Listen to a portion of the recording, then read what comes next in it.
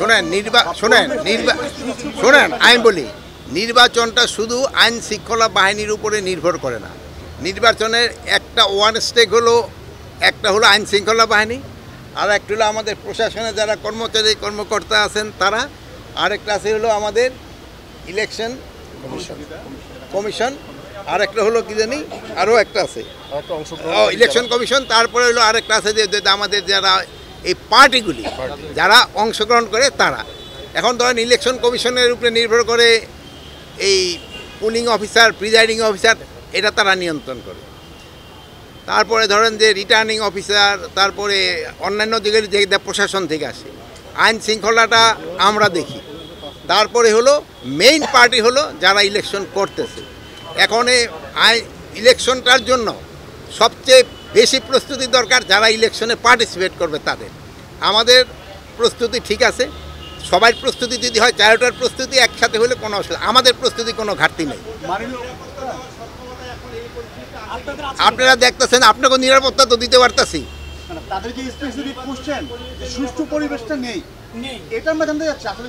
এইগুলি হলো মানে রাজনীতিতে অনেক কথা বলে, এটা তাদেরও জিজ্ঞেস করতে পারেন। আমার যদি জিজ্ঞেস করেন আমি ওনাদের প্রশ্নের উত্তর দিব না। আমরা আমাদের প্রস্তুতি আমরা নিচ্ছি। তাদের সঙ্গে আপনি একমত? তাদের সাথে না, আমি হলো আমার প্রস্তুতি আমি নিয়ে যাচ্ছি। আমরা প্রস্তুতি, যেহেতু আমরা আরও সময় আছে, প্রায় 5-6 মাসের মতো আমরা প্রস্তুতি নেওয়া শুরু করে দিছি। ওই সময় ইলেকশনের সময় আমার মনে হয় না আইন শৃঙ্খলার থেকে কোনো রকমের অসুবিধা হবে। মাননীয় উপদেষ্টা, এখনো বিভিন্ন জায়গায় মব হচ্ছে।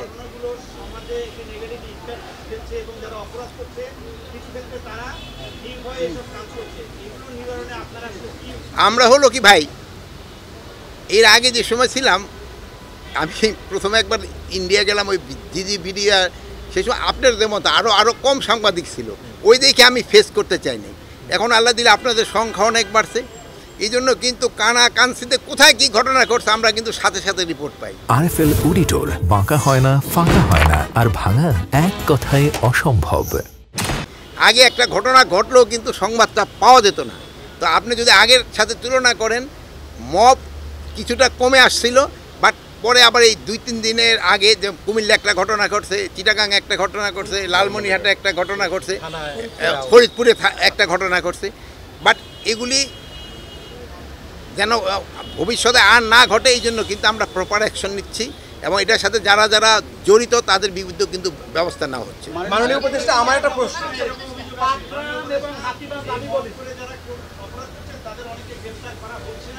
রংপুর অপরাধে এই পর্যন্ত 7 জনকে গ্রেপ্তার করা হয়েছে, এই জন্য যার একজন পানিশমেন্ট দেওয়া হয়েছিল তারও গ্রেপ্তার করা হয়েছে। এখনও কি গ্রেপ্তারে করার সমস্যাটা হয়, যে অন্যায় করে সে তো আর ওই এলাকায় সহজে থাকে না, সে তো পালায়, তাই তো খুঁজে বের করতে একটু সময় দিতে হবে।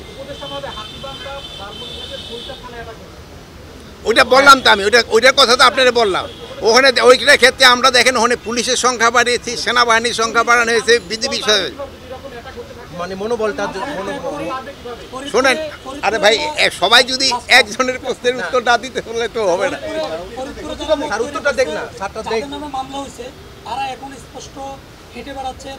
না কোথায় হেঁটে বেড়াচ্ছে তাদের আমি সকালেও স্পিডে বলছি যে তাদের ধরার জন্য বলেছে। যদি হেঁটে বেড়ায় থাকে আপনারা ওই ধরে দিয়েন কোথায় হেঁটে বেড়াচ্ছে। তা আপনারা ভালো থাকেন, দোয়া করি, আল্লাহ হাফেজ।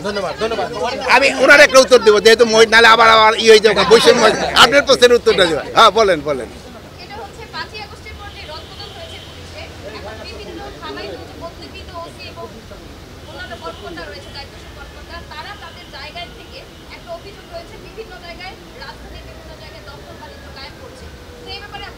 কারা ওসিরা সুনির্দিষ্ট করে যদি আমার সুনির্দিষ্ট ওসিরা কিভাবে দখল বাণিজ্য করবে, এটা মনে প্রশ্নটা না।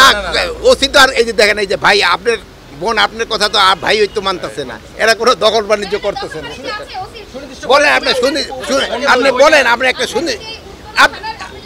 আপনি আমার একটা সুনির্দিষ্ট বলেন। হ্যাঁ, কোথায় করছে না ওসিরে না, কোথায় দখল বাণিজ্য করতেছে আপনি একটু বলেন। হ্যাঁ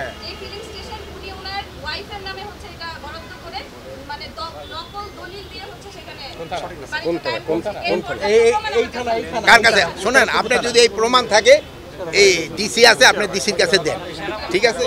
যদি প্রমাণ থাকে ডিসির কাছে দেন। আচ্ছা